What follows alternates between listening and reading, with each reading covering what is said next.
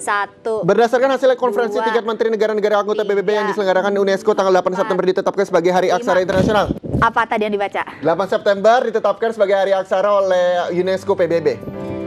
Apa? Tanggal 8 September 2016 ditetapkan sebagai Hari Aksara oleh UNESCO PBB. Terus? Terus? Kalau itu hasil dari apa? Hasil dari konferensi di PBB, yaitu UNESCO menetapkan bahwa 8 September 2016, 8 September sebagai Hari Buta Aksara, dan kalau di Indonesia sendiri sebanyak kurang lebih 5. Udah. Mirip-mirip, hampir. Tapi bisa dibilang mendekati lah. Berarti Reza nangkep nih apa yang tadi Reza baca. Gitu. Tepuk tangan buat saya kalau gitu. Oh, jadi memang ada yang bisa nangkep, ada yang nggak bisa nangkep gitu ya? Ada, Zada kan yang baca ya udah cuma baca aja. Ya udah baca aja gitu. Tapi kalau misalnya tadi Reza mirip, maksudnya dapet mendekati gitu. Karena kan memang waktu cuma dikasih tadi 5 detik aja gitu. Nah, ngomong masalah aksara dan hari ini benar seperti yang tadi kita bacakan, tanggal 8 September juga merupakan Hari Duta Aksara begitu ya, Naya? Betul, Hari Aksara Internasional. Langsung ya kita bahas mengenai apa itu Hari Aksara Internasional, pemirsa di Intermezzo. Banyak info, nggak bikin kepo.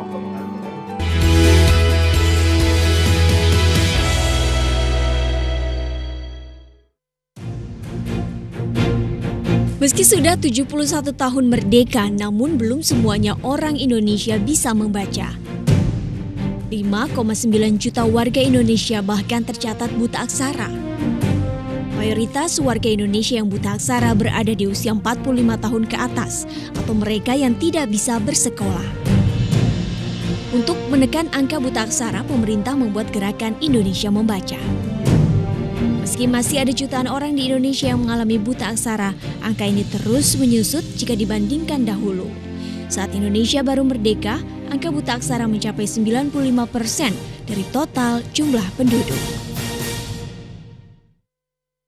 Wah, ternyata banyak juga ya orang-orang Indonesia yang ternyata masih belum bisa membaca. 71 tahun merdeka tapi 5,9 juta warga Indonesia buta aksara. Nah itu dia, dan itu ternyata bukan hanya di pelosok-pelosok Indonesia aja, bahkan di Pulau Jawa pun juga ada gitu Reza yang namanya buta aksara nih pemirsa. Nah ini selanjutnya kita juga mau kasih info untuk Anda di mana mengajar anak membaca. Nah ini bukan pekerja tugas guru saja atau mungkin kerjaannya guru aja nih ya pemirsa ya. Tapi sejak dini anak harus sudah mulai diajarkan mengenal yang namanya huruf-huruf gitu. Nah gampang-gampang susah sih memang, tapi ada metode baru nih yang namanya metode FAST untuk membaca. Kayak apa kira-kira? Ini dia informasinya.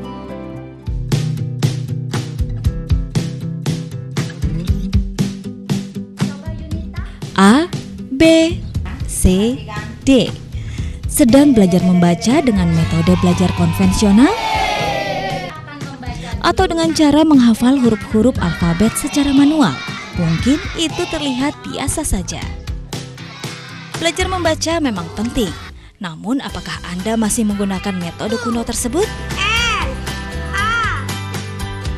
Kini hadir metode membaca FAST yang ditemukan oleh Husnan Rosyadi dan Ipung Atria. Mereka membuat metode belajar membaca FAST. Bertempat di Malang, Jawa Timur, Husnan dan Ipung menemukan metode cara cepat membaca. Mau tahu seperti apa? Yuk simak! Metode FAST merupakan cara belajar membaca dengan cara yang menyenangkan. Metode FAST menggunakan metode stimultan kreatif bagi anak yang banyak memberikan humor, nada, gerakan, dan teknik imajinasi yang menyenangkan bagi anak. Tidak perlu menghafal. Dalam hitungan detik, anak Anda dapat bisa menghafal dan membaca dengan signifikan.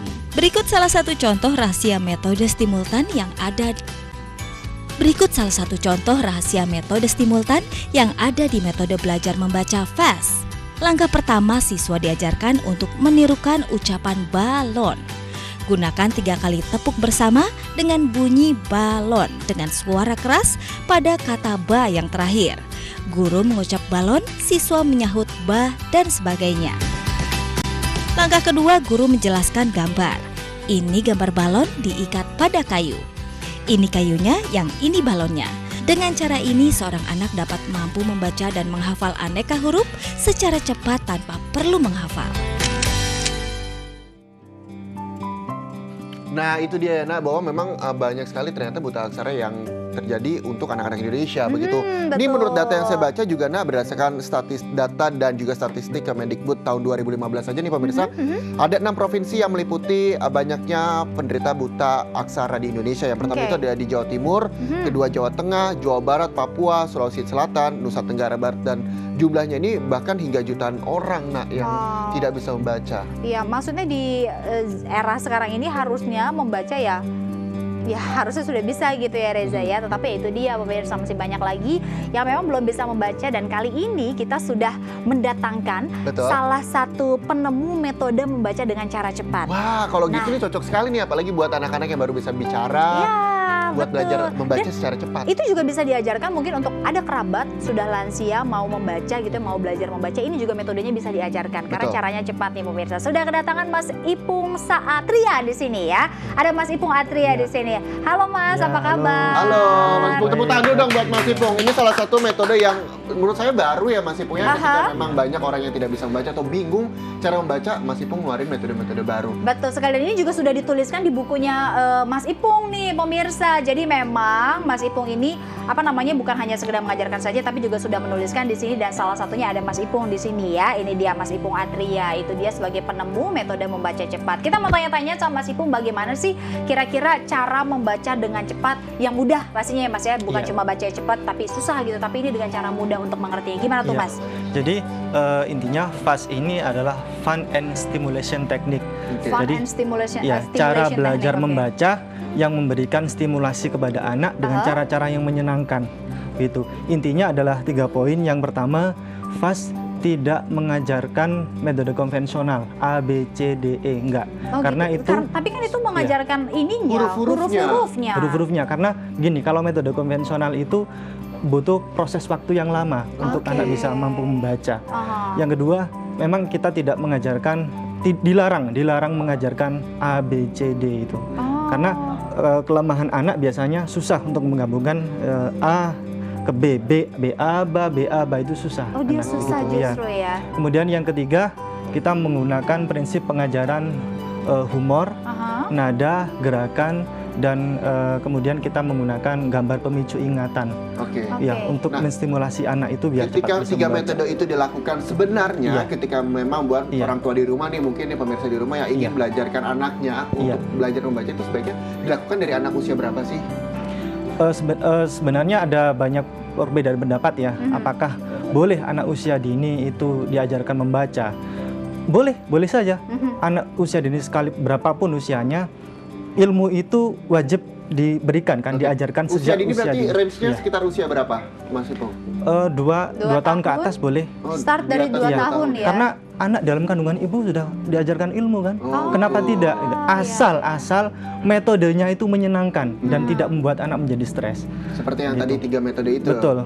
Kira-kira kalau misalnya aku dari tadi masih agak bingung gitu, jangan mengenalkan hurufnya, boleh dikasih tahu Mas sama pemirsa, sama Nana, sama Reza, caranya kira-kira gimana nih? Boleh. Permisi sebentar. Silakan. Begini, ini kita awali dari ini dulu ya. Nah, ini mungkin pemirsa di rumah bisa lihat nih, ada Bacasa.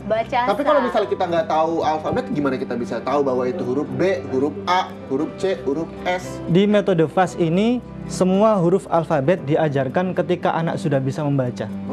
Iya, di ketika terakhirnya anak sudah bisa membaca, baru kita ajarkan, begitu. Jadi kita balik. Kalau yang konvensional kan belajar alfabet dulu, baru belajar membaca. Kalau sekarang justru dibalik gitu ya Mas? PA, PA, LU, LU, PALU begitu kan, anak susah. BO, BO, grek, BO, grek begitu. Nah, ini cara pertama yang memang harus diajarkan dengan metode FAST seperti apa? Permisi, boleh ada yang ini? Boleh, saya pegang. Iya. Ini pertama kali fase untuk melatih pengucapan. Jadi guru memberikan contoh dulu, balon pada suku kata terakhir dikeraskan. Balon ba, cacing ca, sabuk sa. Ulangi lagi, balon ba, cacing ca, sabuk, sa. Guru memberikan contoh, kemudian siswa menyahut ba. Misalnya saya balon. Saya siswa muridnya, menyahut coba ba. saya misalnya murid ya, Mas Ipung ya. Ya, balon, Ba, cacing, ca, sabuk. suk, Sabuk saya. Lagi ya. Lagi. Untuk melatih pengucapan. Balon, ba, cacing, ca, sabuk. sa. Nah, kemudian Jadi baca sa dong. ya, balon ba. Ba. Suku kata awal sama dengan suku kata akhir. Oke. Balon ba, cacing ca, sabuk sa gitu. Kemudian kalau fase melatih pengucapan sudah lancar, baru kita melangkah ke fase berikutnya, yakni memperkuat daya ingat dengan kita bercerita. Oke. Contoh, ceritanya begini. Kita tahan dulu contohnya, Iya. Mas. Kita soalnya mau jeda iklan dulu. Baik, Nah, siap. ini kalau misalnya baca cepat, kalau misalnya begini katanya Mas Ipung gitu ya, dengan jangka waktu yang cepat juga anak sudah bisa membaca. Betul. Sama seperti yang ini. Ada Anne Jones, pemirsa, yang hanya butuh 25 menit untuk menuntaskan sebuah novel berjudul Go Set a Watchman yang berjumlah 278 halaman. Banyak ya? Betul. Dan kita juga akan undang buat pemirsa lagi. Ya. Tapi sebelum Nana tadi udah ngasih tahu informasinya, nanti informasi kita kasih lihat nanti ya, Nak ya. Iya, betul Dan kita sekali. juga undang pemirsa untuk telepon ke kami di 0213141360 untuk tanya-tanya seputar bagaimana cara membaca cepat. Saya mau praktekin langsung ke pemirsa di rumah. Iklan. Apa Iklan. Sesaat lagi Intermezzo akan kembali setelah iklan berikut. Tetaplah bersama kami di Intermezzo. Bayangin mau nggak bikin kepo. Ika.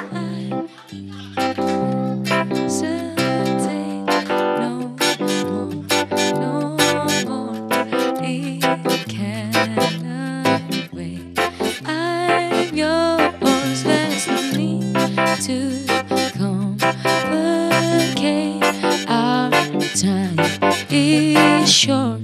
This is